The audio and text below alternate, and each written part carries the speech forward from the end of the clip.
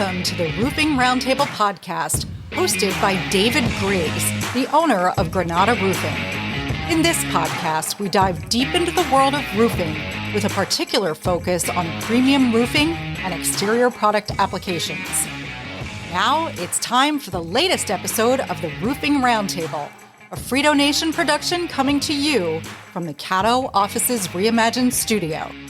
All right, it is Frito with the latest client of Frito Nation Productions, part of the Frito Nation family, David Griggs of Granada Roofing. Hey, Frito.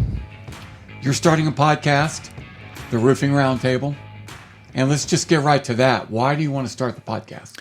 I started the podcast because I want to spread great information to consumers about everything roofing, whether it's general maintenance on your homes, the different kind of products that we use and why. I want homeowners to understand the insurance process, when you're filing a claim, when to file a claim. I want to bring in expert people on different topics of insurance, realtors, everything under the moon that has to do with roofing, so that you, the consumer, get very educated and you're making great decisions on a really big investment that's, covering the roof over your family's head. How long have you been doing this? I've been roofing now for almost 4 years now. Okay. And how'd you get into it? So I got into roofing right after COVID. So everybody lost their job. Mm-hmm. And I got furloughed from my corporate job, and I wasn't going to sit around and collect unemployment checks. And my brother said, hey, I've got a buddy. He does roofing. He does pretty well. Let's get into it together. And he went to go work for another company. I went to go work for the first company that I did. And I just fell in love with roofing from there. What was your corporate job? So my father and I, just to kind of back up, my father and I owned a company called Executive Beverage Service. If you go into a big corporate office, they have free drinks and snacks for their employees. So my dad, back in the 80s, created his first company, sold it, started Executive Beverage right when I came out of high school. And we did that for 17, 18 years until we sold our company to a large company called Canteen North America. They're a $2 billion company. Mm-hmm. We went over there and, I started working for Canteen after that. It was 2.5 years before the craziness of COVID hit, and then I got furloughed. Okay, now let me ask you this. Culture shock, because you went from the way you just described it, and tell me if I'm wrong, basically being an entrepreneur. Yes. With you and your dad, to then going corporate. How much of a shock was that for you? That is a fantastic question. So part of me, whenever the division president even said they wanted to buy us, it was a little flattering because they're such a large company. But then going over there, part of the reason why I wanted to sell the company was I felt like I had reached all the pinnacles that I was going to reach with. I had learned everything I was going to learn from my dad in a small business. And I had this mindset that I was going to go into corporate America and I was going to conquer this path and I was going to become the next CEO of Canteen North America. And what I realized very quickly, going and working in corporate America, you get your job and you are stuck. And moving up the chain is extremely hard, and you're waiting for people to retire, someone to get fired, and then you're jockeying for that spot against 30 other people that are just as great as you, if not better. Mm-hmm. That was the shock. But I would say part of owning my own company now, again, is I'm having a lot of fun doing what I'm doing, so it doesn't feel like work, even though I'm putting in the long hours. And I like being able to now make my own decisions and not have to go to ask someone, can I have permission to do a podcast? Can I have permission to use this logo? I do it. I see it. I like it. Let's go. And I wish that more people could experience that and understand it. And I think COVID actually has exposed a lot of people to the happiness factor. Yes. I remember whenever COVID hit, you have to understand at Canteen, and it's no fault of theirs. They're a great company. Yeah. But I was working 60, 70, 80-hour weeks, and my whole world revolved around this stupid title of I was going to be some kind of district manager, whatever. And whenever I got furloughed and I no longer had that fake perception of power, or in the words, not even power, maybe just authority, I don't know, whatever you want to call yourself when you get higher up in a company, I realized I was like, oh my gosh, I need to have a hobby. I'm not happy working 24/7 chasing a title or chasing a monetary amount of money. Like, that was part that I realized I wasn't happy working in corporate. And you just brought up a word too, hobby. It's really hard for me to answer when people ask me, what's your hobby? Because I feel like I don't need a hobby because I love what I do. This is your hobby. Yes. And then now it happens to be a very professional hobby. But the other thing too is like, where do you go on vacation? Well, when I was in radio, work was going to the Super Bowl, going to training camp, going to spring training. So I never really had to take a vacation because work was... You're having fun working. Yes. Yes. I mean, I would go years without taking an official vacation, but never missed out because every year the Super Bowl's in a different place. Yeah, you're traveling somewhere. You get to hang around cool people all the time, going to restaurants, bars, whatever you're doing. And so, I mean, I think, everyone searches for the secret of life and everything. I think a lot of it can be solved if you're doing what you love. 100%. And I just wish more people would understand that. Yeah. Now, when you got into roofing, did you know anything at all? I did not. And so, great segue. Whenever I got into roofing, it's a lot of information. It's learning underlayments. I mean, I won't get too nerdy into it right now, but you're learning so much detailed information so that whenever you're talking to a homeowner, you can give them specific information.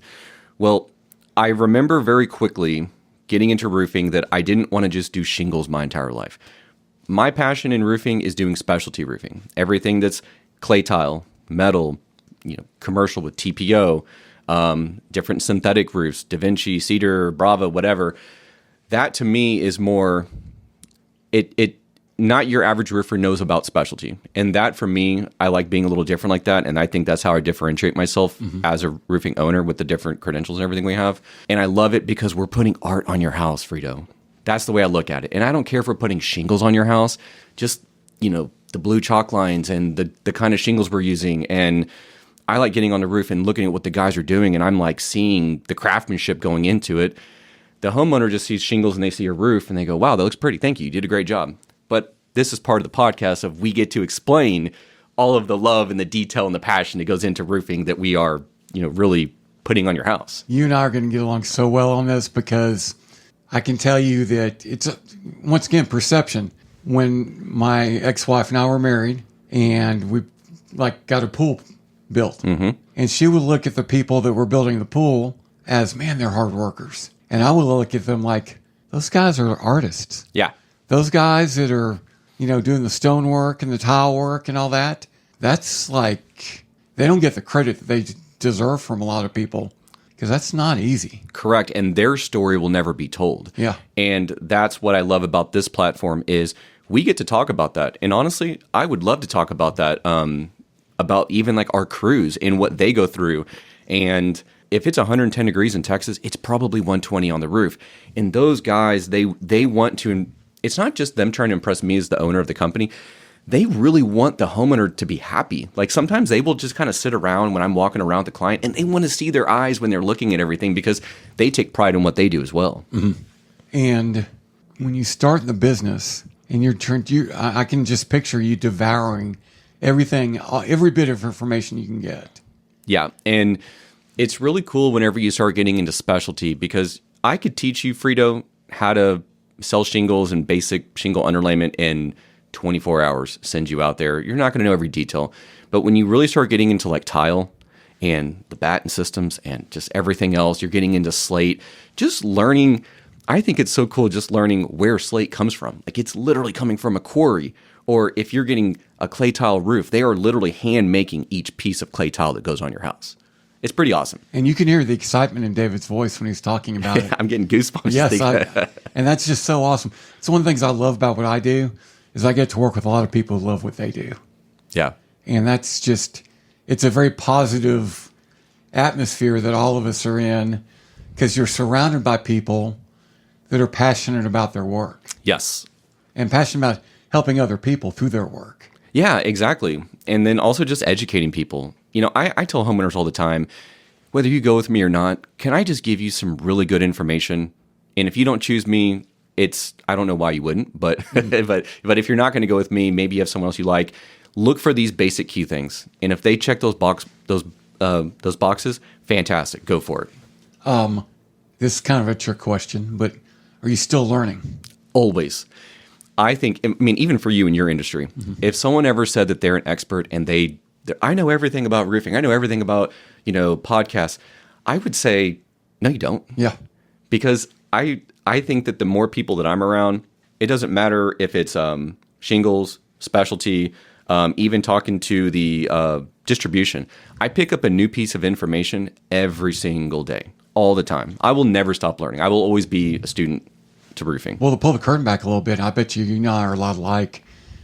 I hope I'm sneaky cocky, which means I'm very cocky, but hopefully no one knows how cocky I am. Yeah.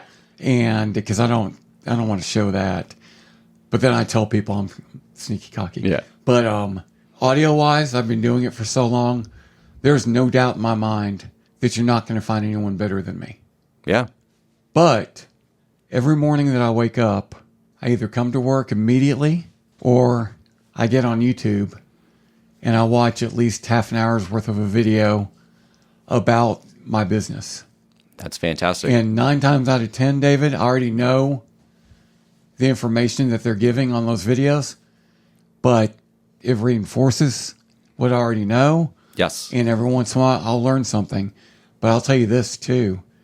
I have learned more from my clients about my business than any video, any book, anything I could ever listen to, because my clients are the ones I serve. Yes. And I agree with you 100% because whenever I'm talking to a realtor, for example, and I'll ask them some questions like, when you're looking for a roofer or you're walking around a property and you look up at a roof, do you even know what you're looking at?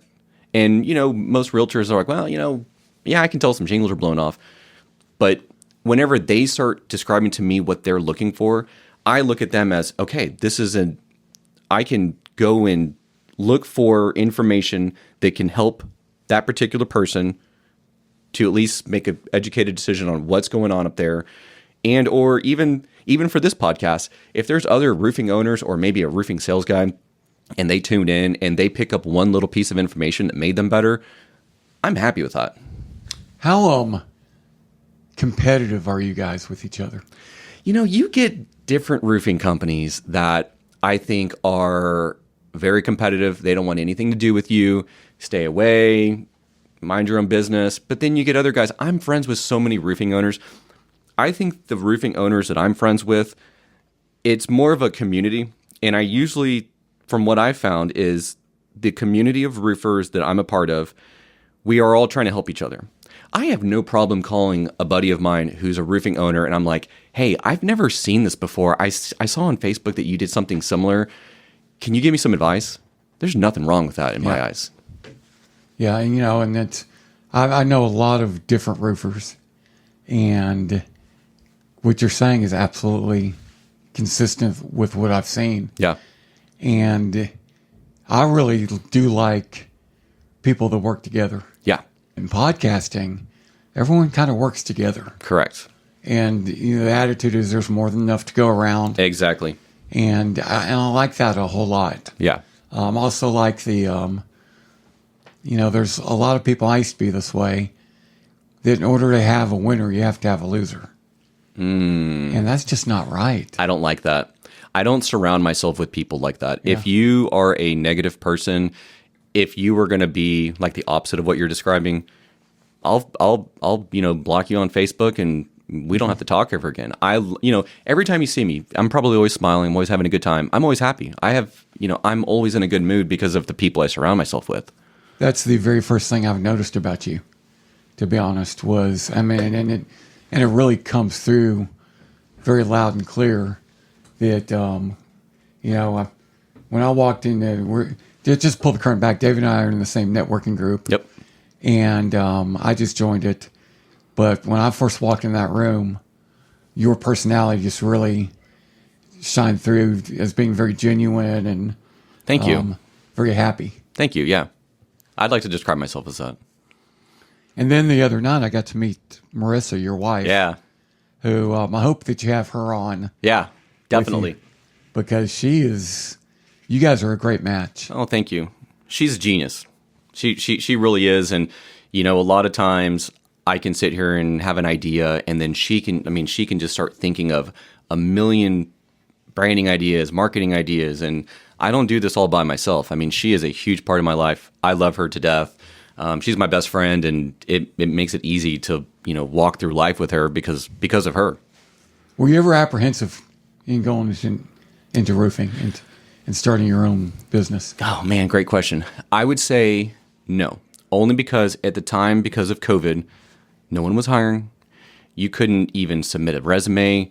I think I'm better in person than I am over like a phone call. And I had to make it work. I had to make it happen. Mm-hmm. I mean, during COVID, it was, if you weren't going to get out there and go find something to do, and again, like I said, it's just not part of me. And that's not there's anything wrong with just sitting back and collecting checks, but I need to be working. I don't want to be sitting at home all day. I need to be out and about. And it's crazy enough to say is that whenever we as owners try to bring people into our industry who if you're on a salary and you're thinking, wow, I'm going to be on 100% commission, you're probably thinking like, I can't give up that everyday check. Stability, yeah. I can't give up that stability to come in. But when you start having your own time, it's working on your schedule, mm-hmm. You're learning, you're talking to so many people. I love it. I think it's fun. That would be the only part that if I wasn't in the industry to give up that stability, it would be really hard to have to tell your wife, like, I'm probably going to go a couple months without making any money. But now that I'm in it, I can see the long term, And that is an adjustment. It is. For anyone. It's like I told you when I first met you, if someone was going to get into this industry and they wanted to come learn from me and work underneath of me, I've always said, I want to teach entrepreneurs. I'm an entrepreneur and I want to teach entrepreneurs. You do not have to be the one who's spending all the money on the branding and the marketing. I want to teach you how to create your own marketing, your own branding, joining networking groups, building your own network so that you are, and essentially you get to, what's the word I'm looking for? You get to be the entrepreneur without the risk. Yeah, you get to do all the fun stuff. Whenever I'm working until 11 o'clock at night, you're going to be doing what you got to do during the daytime, and then you're done by 5 or 6 o'clock. And I think you and I are a whole lot alike too, to where, and I only have one employee right now, but I want her to feel like this is hers. Yeah, because it is. It is hers. And just like for anyone coming and working for me, your book of business that you're building, that is yours. And I want to teach you how to make it great because your network is your net worth. Mm-hmm.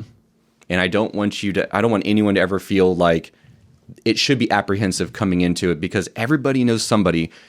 Are you willing to put yourself out there to go and take what you want? And it's just simple things. It's the words you choose to use. Yep. I think I was telling you that for the last almost 2 weeks, she's been in Cancun. Yeah, that's awesome. And I sold her some money. She's 100% commission, so I didn't need to do it. But I sold her some money, and she texted me and said, hey, was this an accident? I said, no. We had a very good day today. Yep. Because that's important to me. Yeah. The people that work with me know that they're working with me. Correct. We are a team. Yeah. And the better they do, the better by far I'm going to be. Yeah, exactly. I mean, it's a multiplier effect. Yeah. So that's awesome. What's the biggest challenge you're facing right now, business-wise? The biggest challenge that I'm facing business-wise, I would say it would have to be, so I'm obsessed with branding, marketing. I will stay up until 12 o'clock at night just thinking of ideas and figuring out how I can afford to bring in these ideas and bring in the different branding and do all these different things. I feel like they don't come across as problems to me. And this is a really weird thing to say. No, it's not. Okay. I completely understand this. Okay, so I don't want anyone to think that business is not hard, it's not easy. I just think that you have to learn to overcome problems. If that's even a word, problem, like I don't even like using that word problem. Mm-hmm. If someone's having a difficult time, if it's a, grumpy homeowner or whatever, I think you just kind of roll with the punches and you just kind of go and you just start figuring it out because I haven't really hit this wall yet where I'm going like, oh my gosh, I don't know how to go to the next step. I don't know what your faith is, and quite frankly, it doesn't matter. but it may be a faith thing. It may just be, with me, it's definitely an experience. You know, every problem, I'm putting that in air quotes, Yep. I've ever had, I've come out the other side a lot stronger. Yeah. To the point where, and you just said it, and you're the only person I've ever met that has said it this way, that I don't call them problems. They're not problems. And it's almost to the point where I kind of look forward to these issues because I know that the tougher it is, the better off I'm going to be coming out of it. Not based on faith, which you could base that on faith, but based on my personal experience. Yes, you hit the nail on the head. It's all about experience. So whenever a really tough situation hits me in the face, it's not a freak out moment. It's nothing like that.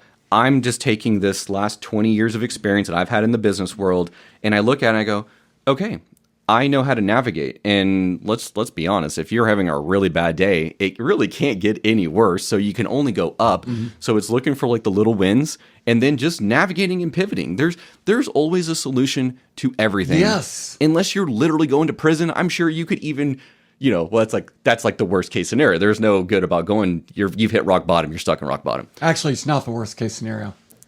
There could be worse. Because I think I won't go into too detail, but I was told I was going to die. Yeah, you were telling me about that. And I was on life support for 6 weeks. And when I woke up, they told me straight out, we don't know if you're going to live or not. Wow. But I do remember thinking, this sounds so weird to people who don't understand it, but I never was down. And I remember thinking, man, I can't wait to see what happens when I get out. Wow, that's powerful. And once again, I am a man of faith, but that's based on experience. Yeah. Okay, gosh, I've had some big issues in the past and I came out strong. I can't imagine having a bigger issue than waking up out of a coma for 6 weeks and the doctor looking at you and saying, hey, you're not out of the woods just because you woke up. Wow. We don't know if you're going to live. Well, there's probably not a bigger problem I could think of. Yeah. So, man, this can be such a success story. Wow. And it's just really weird. And it's a great way to live life because problems are not problems anymore if you know and you're confident that, hey, they're just going to make you stronger. Take those words out of your vocabulary. Yeah. I'm always focused on being happy. Things can always get better. You can, like you said, you can call this faith, whatever you want to call it. You can attract what you want in your life. Whenever I got into specialty, I used to think like, man, one day I'm going to do this huge tile house. One day I'm going to do this huge Da Vinci job. One day I'm going to do all this custom copper that's going to be beautiful. And guess what? I'm doing it now. But I had to put in, it didn't, it's not going to just magically appear. Yeah. You need to go train yourself, but you can call those quote unquote problems, but you just went and educated yourself and you're just looking for opportunity. When the opportunity comes, you know how to pivot, you know what to say, you know what to do. That's your time to shine. That's when you're going to win. And quite frankly, you're still relatively new in the business. I am. Which is amazing because the knowledge you have and the passion you have for it, is that of someone who's spent a lifetime doing it. You got to be passionate about what you did. Yeah. Even in my previous business, I never wanted to sell it. I thought that one day I was going to pass this business down to my kids and they would take over and run it. And whenever we sold the company, I realized that business isn't everything. I think it was kind of going to the next company where I was just working a bazillion hours. I was, even in the first business with executive, I remember I would wake up and go to work before everyone got up. I would come home when everyone was asleep. And I did that for years, but we were growing something and I saw it and it was fantastic. Mm-hmm. It's just part of everything. I was texting someone last night who happens to be in the roofing business, who we both know. And she literally just started. And I was just telling her that I was proud of her. Oh. And I pointed out to her that, your success is not going to be measured by your balance sheet. Correct. Your success is going to be measured by the people that are watching you and watching the way you're handling your business and watching how passionate you are about your business. Yep. And watching you willing to take risks. Yeah. And I said, so as far as I'm concerned, you've already succeeded. Yeah. It doesn't matter what happens with that balance sheet, but your kids are watching you. Yes. And your kids are seeing their mother go out there and, Yeah. try. Yes. And that's, you could be a multi-billionaire in the business, but it's the impact you have on your kids, the impact you have on other people. In the community. Yeah. Yeah. And that's the beauty of this podcast. And that is why I want to do this, is because I want to go out and I want to spread great information to the community. I want every single homeowner to be so educated. You don't need to know everything about roofing. You need to trust me a little bit here. But at the end of the day, if you know that if you get a Granada roofing system, it's going to be built the right way. We're using better quality products than the next person. Even for all my referral partners with realtors and insurance agents, you can trust that we're handling your clients like if they were my own. And that's what I love about this platform. That's what we're going to be bringing to everybody out there who wants to listen. And that's what I'm passionate about. All right. Well, thank you so much for listening. Thank you for starting this podcast. And No problem. we'll be uploading episodes on a regular basis. See you guys next time.